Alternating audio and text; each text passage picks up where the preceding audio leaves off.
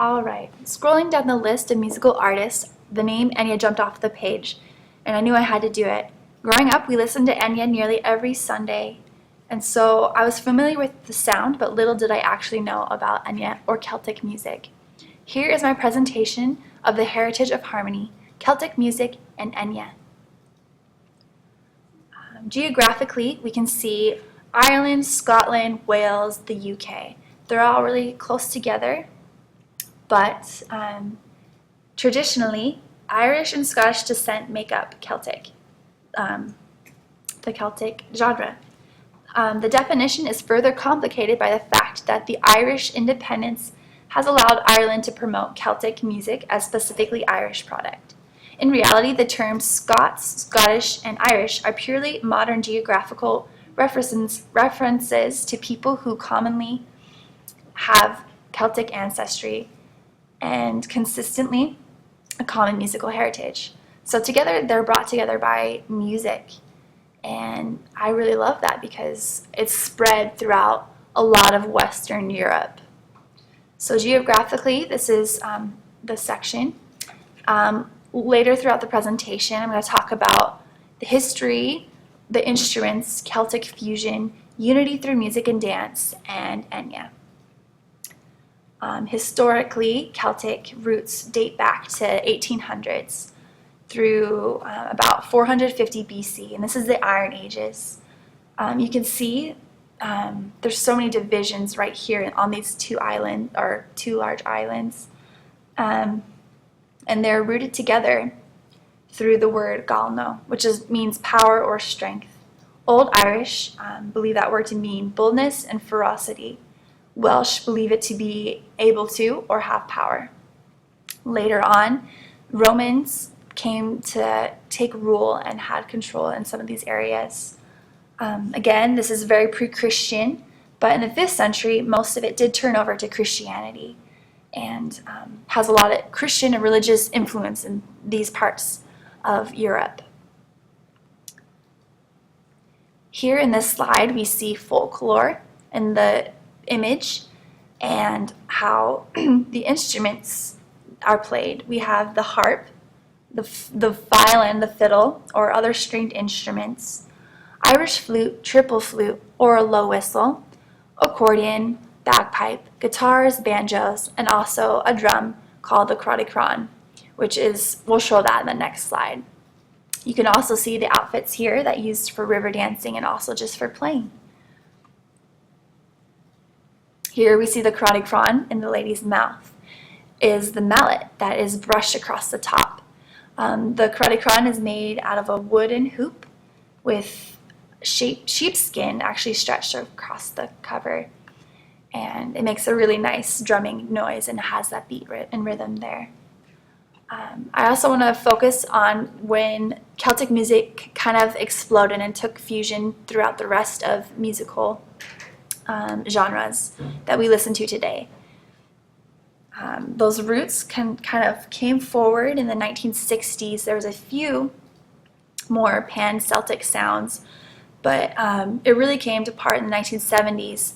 The Clannan group kind of bridged Celtic music and pop music. And so this is where it started to build. And then in the 1980s, Celtic music really took off. And this is actually when Enya first started her musical career. So in the 1990s, we were getting a wider influence of Celtic music throughout all different genres. We have New Age, smooth jazz, folk, and rock. Some musical artists that are under or influenced by Celtic music is Enya, of course, Donna Target, Alton Kelly, I'm not sure how to say her last name, The Corrs, Lorena McKenna, Riverdance, U2, Flogging Mollies, and Black 47. Some other different genres we have modernly adapted to electronica, rock, metal, pop, even hip-hop, reggae, new age, Latin, Andine, and pop. Some other important aspects that have been influenced by Celtic music is we have drum circles. Their circles are called flicks, and that's when we see all those instruments that we saw on the last slide kind of get together. and have their musical ness there. There's also influence within science fiction, fantasy. We can see some of their music in movies or shows, like Lord of the Rings would kind of be a good example. Another genre that's very mythical. You can kind of feel some Celtic music throughout that, and the folklore and storytelling there. Another area of influence is also the blues, believe it or not.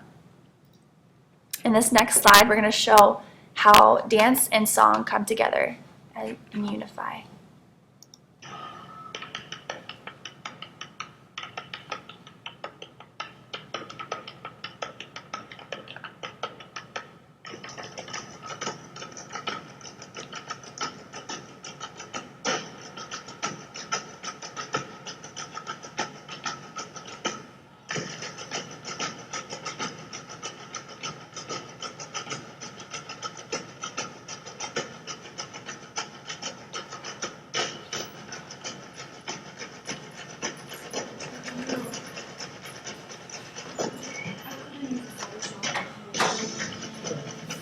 Everywhere.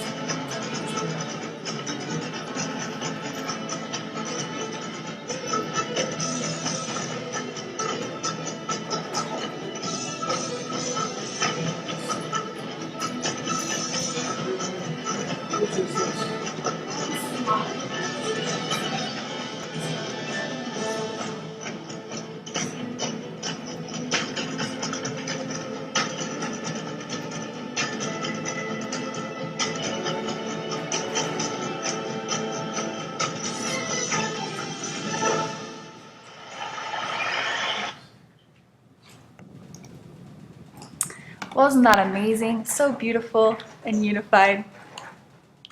All right, now jumping to Enya. Her real name is Ethan ni Borano Enan. I butchered that, but her name also is known as Enya Buranan, also known as Enya, and that's who I'm going to talk about today. She was born in 1961. Her music took off in 1980 in her musical career. In 1986, she became popular and recognized in the BBC series called The Celts. And in 1988 is where she really gained fame for her album Watermark, which sold 15 million copies. And her music continued through the 90s and the 2000s, as I believe is timeless and beautiful. So for her Celtic influence, and why that relates to river dance is because it's the pattern is emphasized in the dancing, and patterns emphasized in nature, and that's a real big part of their culture, and what brings them together is that beauty and that. Some of her albums are marked on the side as Enya herself titled. Her Watermark, Shepherd Moons, The Celts, The Memory of the Trees, Painted the Skies and the Stars, and awarded as bestseller is A Day Without Rain in the year 2000. Amarantine, The Winter Came, and The Very Best of Enya. Those are her albums, and yes. Some of my favorite songs are Amarantine, Watermark, Marble Halls, and Boadicea. The Fugees actually use Boadicea in the first part of their song, and Enya actually sued them because they used her song without permission. So she gained credit and also some of the money that was earned for that. Also, in the 2009, she was again awarded bestseller And then later on in time, down the timeline, in 2010, Rihanna sang one of her songs, One by One. And so you can see how it crosses over, not just in Celtic music, Enya is known, but also in the hip hop world. So that was interesting and very cool to see the fusion there, and how it's just kind of broadened in the influence. Back to the first bullet point I missed was Enya is so popular in the UK, the US, Canada, Japan, Germany, and has been awarded many awards in those countries as well. Enya once said in an interview, "My influences are Irish music, church music, and cultural music," or classical music, I'm sorry. And so you can see that. I'd like to end with my favorite song, Emerantine, as a video, and we'll show that right here.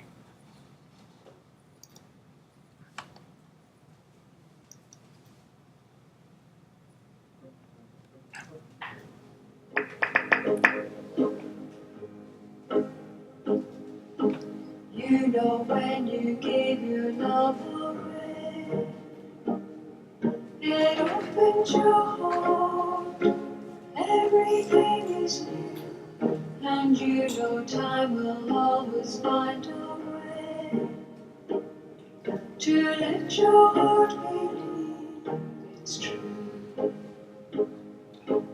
You know love is everything you say, a whisper, a word, promises you give. You feel it in the heartbeat of the day. You know this is the way love is. Amarantine, Amarantine, Amarantine. Love is, love is, love. Amarantine, Amarantine, Amarantine. Love is, love is, love.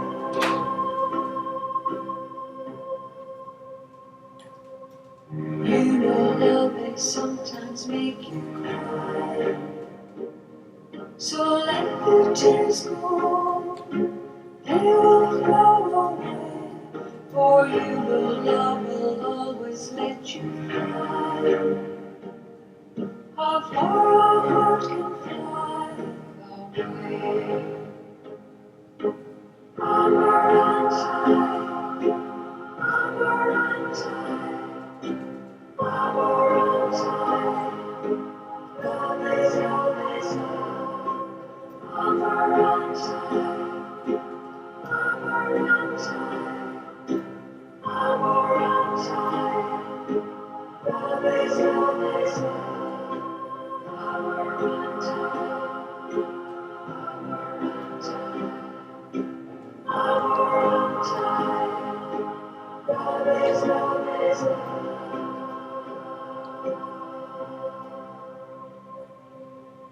You know that love shining in your eyes.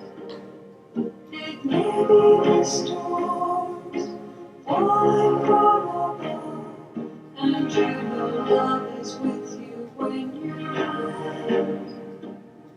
For night and day belong to love.